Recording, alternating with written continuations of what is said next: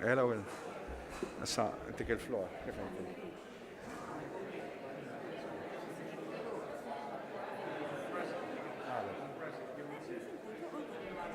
Oh, x'ma jaqblux, George. Kif inti?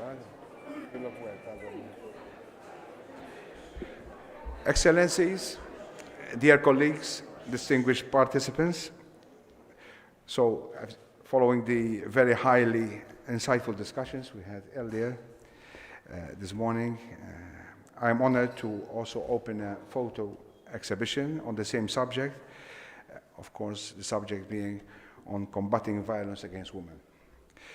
The photos exhibited were taken by photo artist Mr. Peter Paul Barbara, from whom we will hear the story and message behind each photo. I am very pleased to inform you that the exhibition will stay open until the 11th of May here at the foyer in Parliament, which is a highly symbolic date, as it is the anniversary of when the Istanbul Convention was opened for the signature 12 years ago on that day. And now I'm giving the floor to my good friend, the EU Commissioner for Equality, Dr. Hena Dalli, also to share a few words. And after that, we hear from the artist himself. Yeah. All right, Pete, kif inti? Please. Thank you, Mr. President. I'm very happy to be here, and especially that I could catch up with Peter. We are old university friends, and he was always one of the prominent photographers in Malta, and I'm very happy that Parliament and Mr. President commissioned Peter to do this work, this very important work. 2 years ago, I also held an exhibition at the Beurre de Meaux, and it was called "What Were You Wearing?"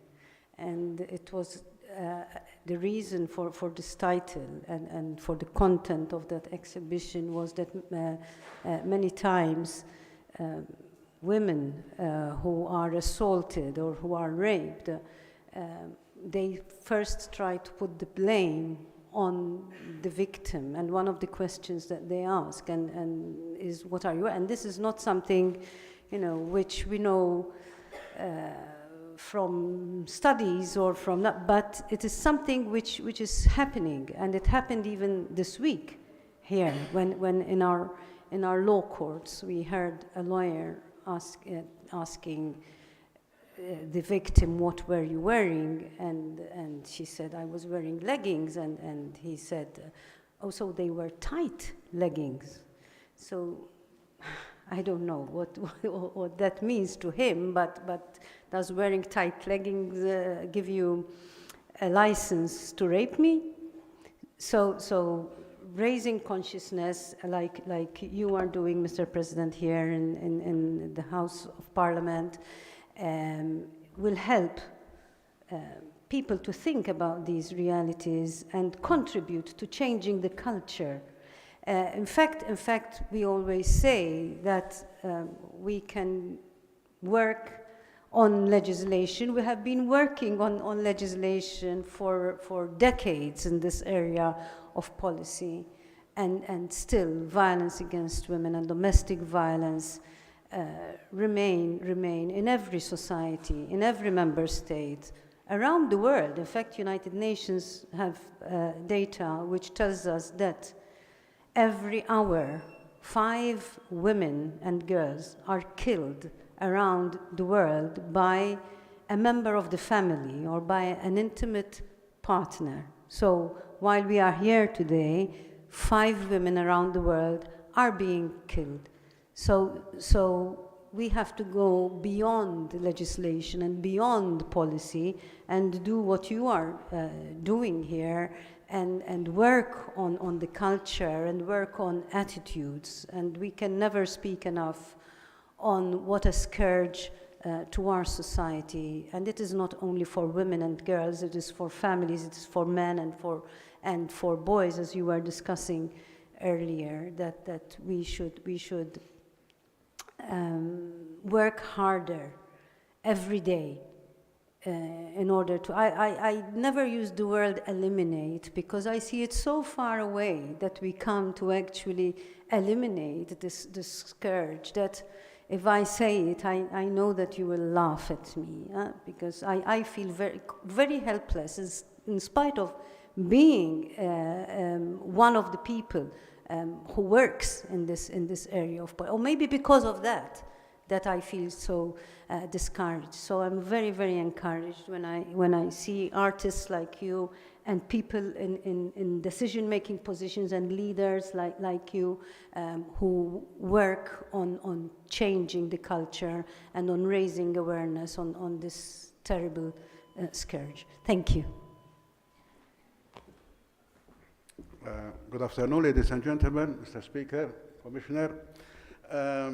First of all, I would like to thank Ministry of Foreign Affairs for giving me the opportunity to take part in this project. I must say, I didn't prepare a speech. I'm just having some words now.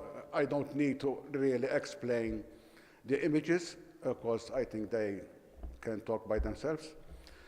However, for me, I think this was a very emotionally charged assignment. I have never done this type of assignment before. My expertise are elsewhere in photography.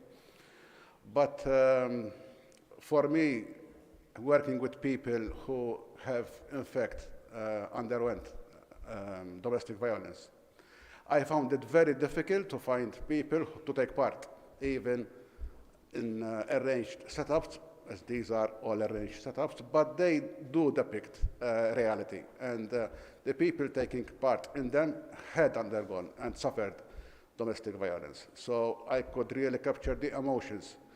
And I say that it was highly emotional charged assignment because you can see the emotions coming out. I would like to thank my partner, Anna, and her two sons, Damien and Lucian, who participated in this. This is a very small selection of the work we did over the last 4 weeks.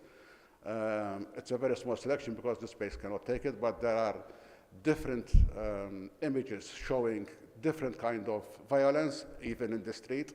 In a past life, I used to do journalism. I was a journalist in the past, and I have encountered people, mothers being beaten by their sons in the street, and all this experience that I had in my past, I tried to portray it in my work. Even when I was thinking about it, why only women? Because not only, I know this is a subject at the moment, but not only women suffer violence. There are even men who suffer violence. Our elderly suffer violence, who are very 90-year-old, 80-year-old, very fragile, and their sons and their daughters speak to them in a manner which is disgusting. So even that is for me, it's abuse. It's maybe it's time for everyone to come forward. And although in this imagery, it is more easy to portray physical violence because it's a bit difficult to show emotional violence, people talking in a spiteful manner, degrading their partner, their kids, their mother, their father. It's difficult to show it. So that's why the images depict physical violence, unfortunately, because it can be portrayed even more than emotional one. Even myself, I could have done trouble, left consequences on people in my family, partners, past partners, whatever. Even by saying words which you don't mean, and they will leave a negative, how do you say, feeling on them. So it's not just physical abuse. It can be talking, speaking hurtfully, and it's not intentional, but the damage you would do to those people, it's there. So it's not just physical violence. We are portraying physical violence here because it can be depicted more. I think that's it. Thank you.